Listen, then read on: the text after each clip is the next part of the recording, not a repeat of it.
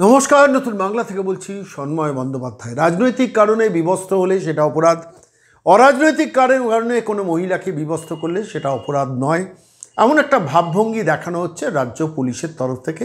এমন ইঙ্গিত দিলেন অগ্নিমিত্রা পল, যিনি কোচবিহারে গেছেন। কোচবিহারে কী ঘটেছেন সেটা আপনারা জানেন ইতিমধ্যে। আমি আজকের এই প্রতিবেদনে একদম শুরুতে গতকাল সকালবেলা কোচবিহার থেকে সমীর শাহ আমাকে টেলিফোন করেছিলেন, ঘটনাটা একটু সংক্ষেপে ন্যারেট করলেন এবং তারপর আমরা দেখলাম যে অগ্নিমিত্রা পল টিম নিয়ে পৌঁছে গেছেন, সেখানে পুলিশ অধিকর্তাদের সঙ্গে দেখা করেছেন। পুলিশের কর্তারা সেখানে কি বলেছেন সেটাও শোনাবো, কিন্তু তার আগে যে ভদ্রলোকের টেলিফোনটা আমাকে চমকে দিয়েছিল গতকাল, সেই টেলিফোনটার অডিও ভার্সনটা আপনাদের আগে শোনাই। নমস্কার। হ্যাঁ, নমস্কার। বলছি কুচবিহারে যে ঘটনাটা ঘটেছে একটু বলবেন? আপনি তো স্থানীয় মানুষ, কি ঘটেছে এক্স্যাক্টলি খুব সংক্ষেপে। 25 তারিখ প্রায় 1টা নাগাদ আমরা খবর পাই যে ঘোষে আমাদের কুচবিহার জেলা বিজেপির সংখ্যালঘু মোর্চার জেলা মেম্বার, ওনাকে তৃণমূলের কিছু লোকজন রাস্তায় আটকে প্রচন্ড ভাবে মারধর করছে। এবার সমস্ত কাপড় চোপড় খুলে দেওয়া হয়েছে, সেইভাবে চুলের মুঠি ধরে টেনে হেসতে প্রায় 500 মিটারের উপরে, প্রায় 1 কিলোমিটার ওনাকে এনেছে আর কি। উনি অজ্ঞান হয়ে গেছেন। তারপর আমরা আমাদের দলের তরফ থেকে ওনাকে রেস্কিউ করার চেষ্টা করি, কিন্তু তৃণমূলের লোকজন প্রচন্ড ঘিরে ছিল প্রচুর, ওটা হয়ে ওঠেনি। পুলিশকে জানানোর পরে পুলিশ সঙ্গে সঙ্গে আসেনি, অনেক পরে আসে। আসার পরে তারপরে পুলিশের সহযোগিতায় রেস্কিউ করে ওকে হসপিটালে ভর্তি করাই। হসপিটালে ভর্তি করানোর পরে প্রাথমিক স্বাস্থ্য কেন্দ্র থেকে সঙ্গে সঙ্গে রেফার করে দেয় কুচবিহার জেলা হসপিটালে। সেখানে চিকিৎসাধীন। তাকে মারধর এবং শ্লীলতাহানি এবং নির্মম ভাবে অত্যাচার করেছে। তার অপরাধ যে তিনি বিজেপি সংখ্যালঘু মোর্চার মহিলা, তাই তো? হ্যাঁ, তিনি সংখ্যালঘু হয়ে বিজেপি করেন, এটাই তার অপরাধ। আচ্ছা আচ্ছা। এবং শেষ পর্যন্ত পুলিশও এফআইআর নিতে চায়নি বোধহয় প্রাথমিকভাবে। প্রাথমিকভাবে পুলিশ চেষ্টা করেছিল যাতে ওটা মিটমাট করে নেওয়া যায়, বাট যখন দেখলো যে না পরিস্থিতিটা সত্যি অন্যরকম, হ্যাঁ, তারপরে এফআইআর নিয়েছি ঠিকই, বাট এফআইআর মানে কেসটা এমন ভাবে লঘু করে দিয়েছে, যাদেরকে অ্যারেস্ট করেছিল সেদিন রাতে পরের দিন ওরা বেল পেয়ে যায়। বাহ বাহ বাহ বাহ বাহ। এরকম একটা গুরুতর বিষয়ে বেল পরের দিন কিভাবে পেয়ে যায় সেটা আমাদের একটা আপত্তি ছিল। পরে আমরা পুলিশের উপরে আর ভরসা রাখতে পারছি না, এই নিয়ে। বুঝতে পারছি। অনেক ধন্যবাদ দাদা, আপনি খবরটা দিলেন। খবরে আমরা থাকবো। খবরটা ইদানিং কালে বারবার করে খবরটা সম্প্রচারিত হয়েছে, আমরা দেখেছি, শুনেছি। ডেভেলপমেন্ট গুলো আমাদের একটু জানাবেন। আপনার নামটা একটু বলবেন? আজকে তো আমার নাম সঞ্জীব কুমার সাহা। ঠিক, অনেক ধন্যবাদ দাদা। এরপর পুলিশের সঙ্গে দেখা করার পর অগ্নিমিত্রা পল বেরিয়ে এসে কী বলেছেন সেটা শোনাবো, এবং সেখানে পরিষ্কার পুলিশের অধিকর্তা বলেছেন এটাকে পলিটিক্যাল কালার দেওয়ার চেষ্টা করবেন না। অগ্নিমিত্রা জিজ্ঞেস করেছেন যে তাহলে অপরাধীরা ছাড়া পেয়ে যাচ্ছে কিভাবে? আপনারা মামলা রুজু করেছেন, এমন লঘু ধারা দিয়েছেন যাতে অপরাধীরা ছাড়া পেয়ে যাচ্ছে।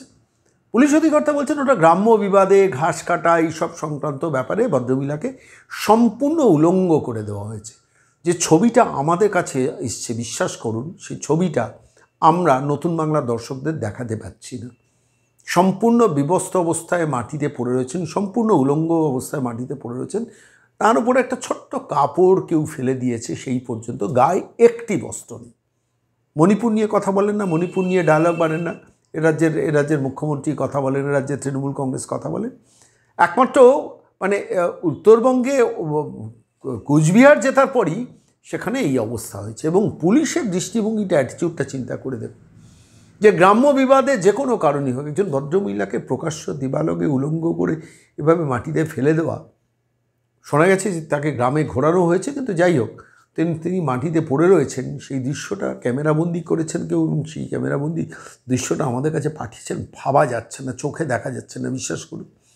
আর সেটাকে পুলিশ যে অপরাধীদের ধরেছেন, সেই অপরাধীরা যাদের ধরেছে তাদের আবার কয়েকজনকে রিলিজও করে দিয়েছেন, ছেড়েও দিয়েছেন।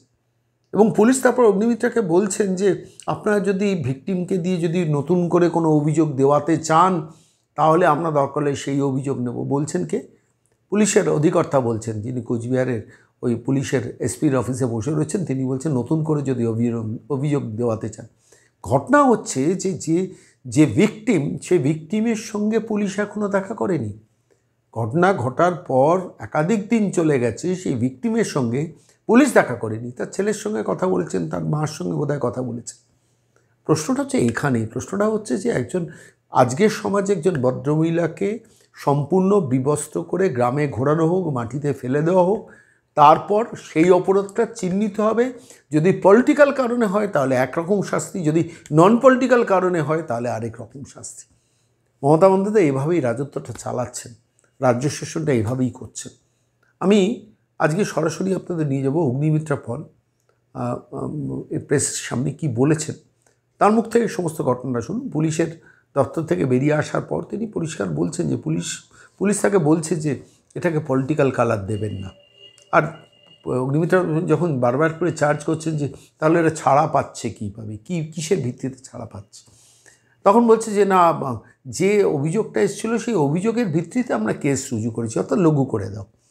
ভাবতে পারছেন তৃণমূল কংগ্রেস উত্তরবঙ্গে একটি মাত্র আসন কোচবিহার জেতার পর সেই কোচবিহারে কী অবস্থায় ফেলে রেখে দিয়েছেন। এই ঘটনাটা বোধহয় তার বড় প্রমাণ। আমি কথা বলবো না, সরাসরি চলে যাব অগ্নিমিত্রা পল কি বলেছেন এই বিষয় নিয়ে সংবাদ মাধ্যমের সামনে শুনুন। গোপাল কৃষ্ণ মীনাজি উনি বলছেন যে এটা পলিটিক্যাল বিষয় নয়, আপনি পলিটিক্যাল বিষয় দেওয়ার চেষ্টা করবেন না। উনি বলছেন এটা পারিবারিক বিষয়, যেটা আপনাদের আগেই বলেছি। মমতা ব্যানার্জির পুলিশ যে কোনো মহিলাদের উপর অত্যাচার হলে পারিবারিক বিষয়ই বলে থাকেন। সুতরাং মীনাজি যে এই কথাটা বলছে তাতে আমরা খুব একটা অবাক হইনি। উনি বলছেন ঘাস কাটা নিয়ে কোনো সমস্যা হয়েছে, সেই নিয়ে প্রবলেমটা হয়েছে। কমপ্লেন যা এসছে আমরা তার বেসিসে ধারা দিয়েছি। আমি বললাম ধারা এমন দিয়েছেন যে একজন মহিলাকে বিবস্ত্র করে ঘোরানো হলো, আর এরকম ধারা দিলেন যে তারা ছাড়া পেয়ে গেল না। আমরা কমপ্লেনের বেসিসে দিয়েছি। তো আপনি ভিকটিমের সাথে কি কথা বলেছেন? তো ভিকটিমের সাথে উনি কথা বলেননি। কিরম অদ্ভুত ইনভেস্টিগেশন দেখুন। ভিকটিমের মায়ের সাথে কথা বলেছেন, ভিকটিমের ছেলের সাথে কথা বলেছেন, কিন্তু ভিকটিমের সাথে কথা বলেননি। অথচ ধারাগুলো দিয়ে দেওয়া হয়েছে, লঘু ধারা দিয়ে দেওয়া হয়েছে। 7 জনকে অ্যারেস্ট করা হচ্ছে, তার মধ্যে কয়েকজন ছাড়াও পেয়ে গেছে। তো পুরো এই চক্রটা আপনারা শুধু একটু দেখুন যে কিরকম চলছে। এবং তারপর যখন জোর জবরদস্তি করাতে উনি বলেন আপনারা যদি ভিকটিম আবার করে দিতে চান, কথা বলতে চান, আমরা তাতে অসুবিধা নেই, আমরা লিখতে পারি। এতদিন করেননি কেন? করেননি। উনি বলছেন না আমাদের তো রয়েছে, ভিকটিমের মা তো কথা বলেছে, ভিকটিমের তো কথা বলেছে। আপনি কি মনে করেন যে ভিকটিমের সাথে গিয়ে এখন কথা বলা উচিত? মানে তারা এতটা সেন্সিটিভ নাকি, যে ভিকটিম নাকি এতটা ট্রমাটাইজড, তাই জন্য এতটা সেন্সিটিভ এই মমতা ব্যানার্জির পুলিশ, যারা বয়ান নিতে যায়নি, তার কোনো কথা করেননি। ভিকটিম কালকে চলে এসছে আমাদের পার্টি অফিসে, হাসপাতাল থেকে তিনি চলে এসছেন আমাদের কার্যালয়ে, কিন্তু পুলিশের যাবার সময় হয়নি। সুতরাং এখন আমরা বলে এসেছি, আমরা বারবার বলেছি আপনাদের উপর আমার কোনো ভরসা নেই। এটাই হচ্ছে কারণ। আপনাদের এই চালাকিগুলোর জন্য আমাদের আপনাদের উপর কোনো ভরসা নেই। কিন্তু তাও ভিকটিমের যেহেতু আপনারা কোনো বয়ান নেননি, ভিকটিমকে আপনি বলুন কখন টিম পাঠাচ্ছেন। আপনি যখন টিম পাঠাবেন সেইখানে আমরা ভিকটিমকে হাজির করব।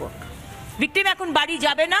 ভিকটিম যদি বাড়ি যায়, আমাদের দ্বিতীয় দাবি তাকে সিকিউরিটি দিতে হবে, কারণ আমাদের আশঙ্কা তাকে খুন করে দেওয়া হবে। এটাও আমরা পুলিশকে জানিয়েছি। তো এখন এই অবস্থায় রয়েছে। ওনার কথা, উনি নাকি সাধ্যমতো কাজ করেছেন। ওনাদের পুলিশ, মমতা ব্যানার্জির পুলিশ, তারা সাধ্যমতো নাকি ইনভেস্টিগেশন করছেন। তারা এই ন্যারেটিভটা বানাবার চেষ্টা করছেন এবং আপনাদের মধ্যেও ছড়িয়ে দেওয়ার চেষ্টা করছেন এটা একটা পারিবারিক বিবাদ। ঘাস কাটা নিয়ে এখানে বিবস্ত্র করে নাকি তাকে ঘোরানো হয়নি, কিন্তু তাকে বিবস্ত্র করে রাস্তায় যে শুয়ে রয়েছে তার জন্য লঘু ধারা দিয়ে দিয়েছেন মমতা ব্যানার্জির পুলিশ। লঘু ধারা। একজন মা, বাংলার মা নিজের মেয়েকে চায়, শুধু মমতা ব্যানার্জিকে চায়। আমরা তো সব বানের জলে ভেসে এসেছি। সেই সংখ্যালঘু মাকে বিবস্ত্র করে রাস্তায় পড়ে রয়েছে, আপনারা সেটা দেখেছেন। সেই কাজ যারা করেছে, এই ঘৃণ্য কাজ যারা করেছে, তাদের জন্য লঘু ধারা কে দিচ্ছে? মমতা ব্যানার্জি, মুখ্যমন্ত্রী, পুলিশ মন্ত্রীর পুলিশ। তাই আমরা এটাও বলে এসেছি, আজকে উইমেন্স কমিশন সন্ধ্যাবেলার মধ্যে উপস্থিত হবে এবং আপনাদের উপর আমাদের কোনো ভরসা নেই। আমরা সিবিআই তদন্ত চাই।